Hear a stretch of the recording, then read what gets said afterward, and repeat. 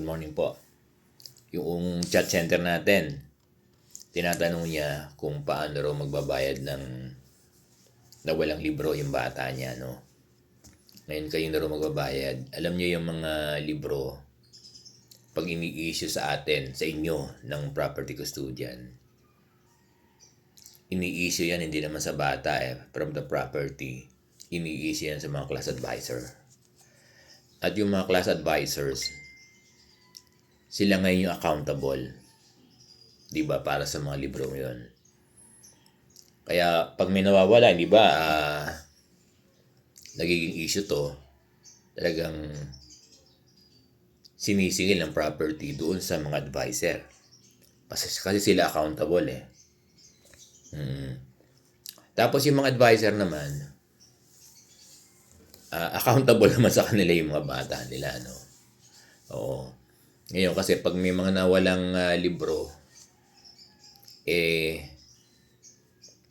obligadong singilin ng property yung advisor. Kaya yung mga advisor, ang ginagawa, nire-require din nila na i-provide ng bata yung libro or binabayaran. Pero, makinig kayo, dear teachers, at yung ating mga property custodian. Baka hindi pa nila alam, no? Last option ang pagbabayad ng librong nawala. Kasi may ways para hindi bayaran ng bata. Lalo pat kung talagang honest to goodness ay nawala talaga ng bata. Di ba? Pwede kasing nawala dahil sa baha. Ganyan eh. Nawala dahil nasunugan. Ano? Because of calamities. Ngayon kung nawala sa ibang dahilan, last option pa rin yung pagbabayad. At kapag nagbabayad ng bata, kung sakali man yung last option ang gawin, hindi naman pinababayaran yan kung magkano yung yung pagkabili ng DepEd. Kasi halimbawa, ang bili ng DepEd ay 300 sa isang textbook. Hindi ganoon sa amount na yun pinababayaran. Pinababayaran to sa sa last option doon sa depreciated value nung libro. Ganun kino-compute. Naglalabas ang niyan, ang DepEd. At alam niya ng mga property, di ba?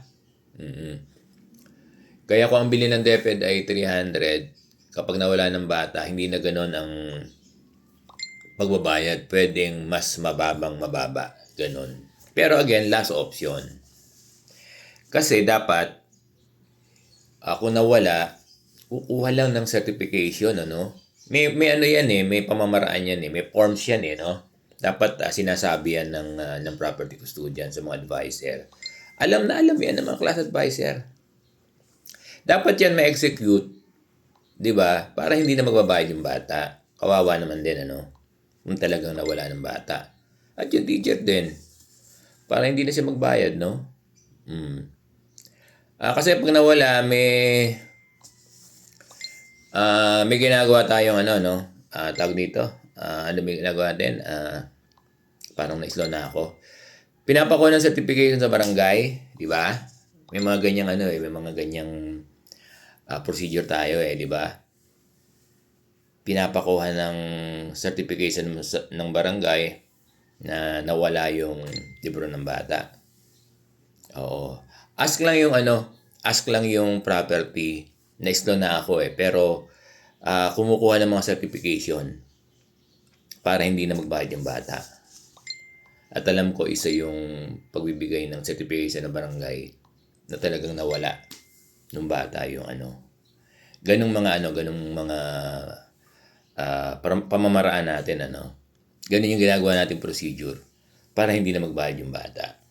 Pero kung hindi makaka-comply yung bata doon sa mga binigay nating procedure hindi siya nakakuha ng barangay certificate o whatever, alam ko hindi lang sa barangay basta merong na-slow lang ako.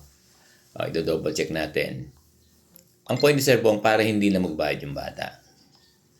Pero kung hindi naman kinumply ng bata, obligado magbayad ng pera. Ganun yun. Kayo na binabayad, ibabayad ng bata sa advisor. At yung advisor, ibabayad ngayon sa property. Pero again, last option yung pagbabayad. Kasi meron naman pwedeng gawin na hindi na kailangang magbayad yung bata. Diba?